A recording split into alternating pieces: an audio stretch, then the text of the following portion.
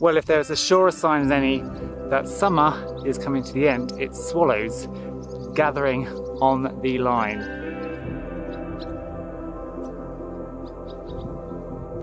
Hello, Bo.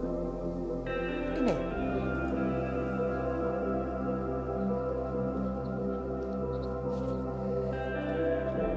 She's looking pretty good for an ex-paralysed dog, isn't she?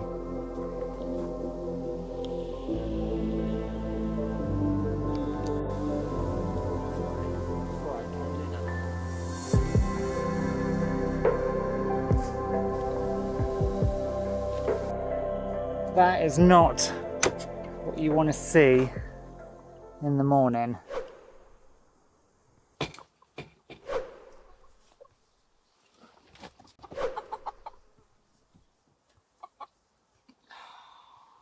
Oh God. Well, that's not very good. I have a problem. That is the 4th rabbit to have died in 2 days. So in the UK we have 2 main diseases. We have myxomatosis and then we have RVHD, which is something virus hemorrhagic disease. And there's 2 strains of that. Now over the past couple of weeks I've probably seen 5 or 6 dead baby bunnies just around the farm. Not a mark on them, just dead on the ground. And I thought it was a bit strange. But I didn't put 2 and 2 together until yesterday. Or maybe even this morning, when my 4 remaining kits from Liara and from Tally were dead.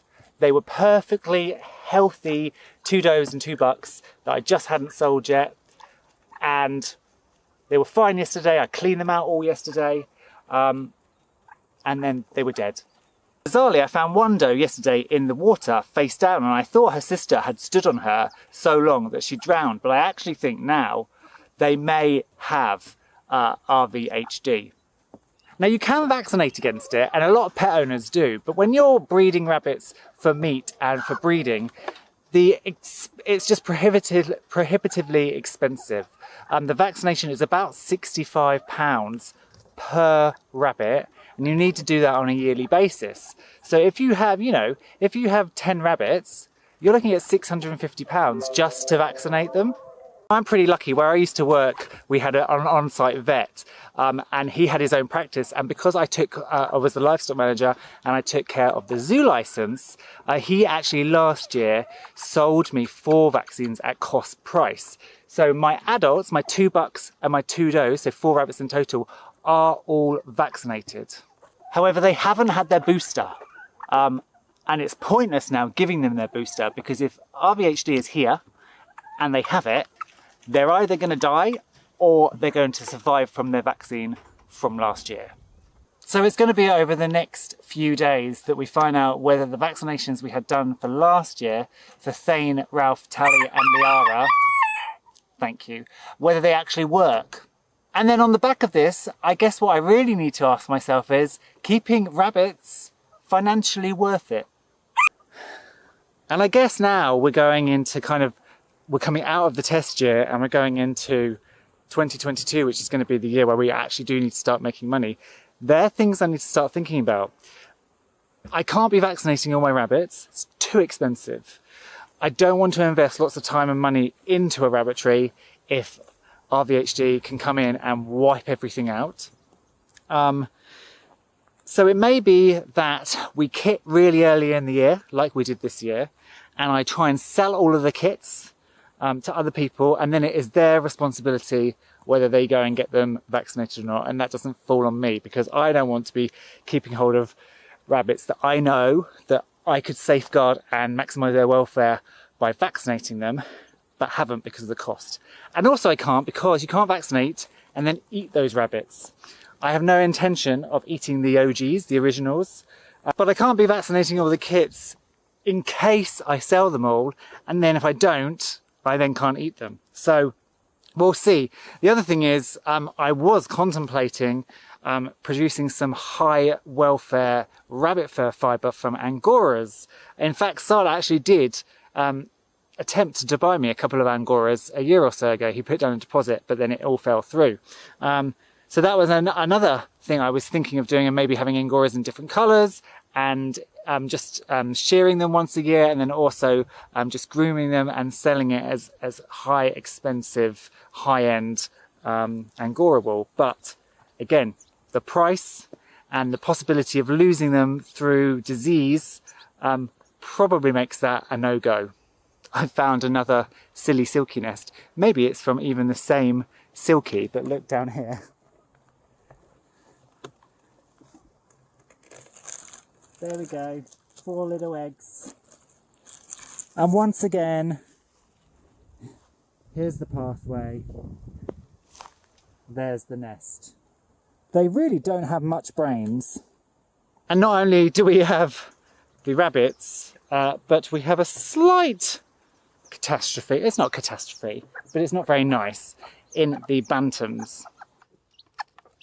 So here is a rather lovely little chick that was hatched.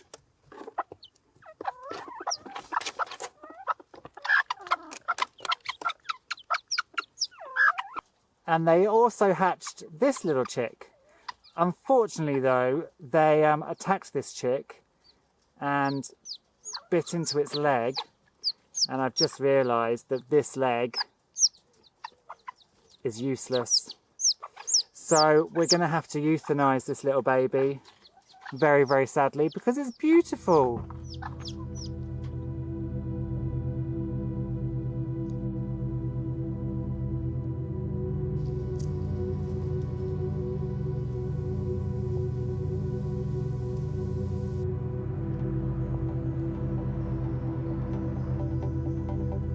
You alright, buddy?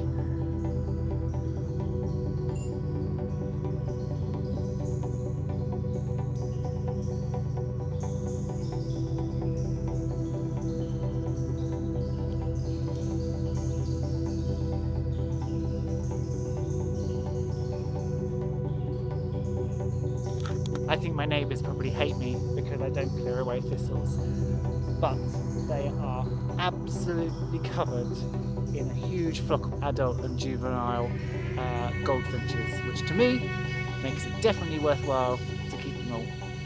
So that's the ups and downs of farm life. I wanted to quickly show you this Glad because she is very pretty. Look at her. Look at that.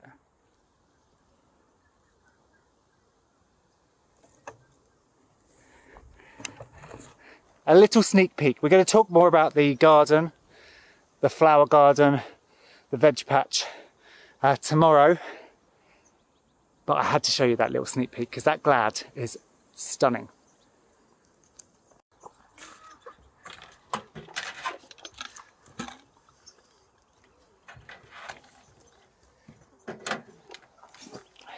If anyone has good ways of keeping green out of the bottle, please let me know. It seems to appear overnight.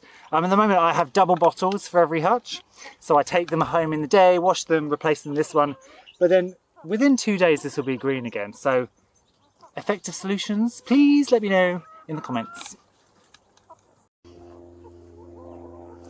And so we've made it through another day with all the adults. It's all right, all the adults remaining. The problem with VHD2 though is there is literally no signs. With VHD1 they can have runny poo and blood in the poo, and also blood coming from the nose. VHD2, nothing, and then they're dead. But I really hope these vaccines work.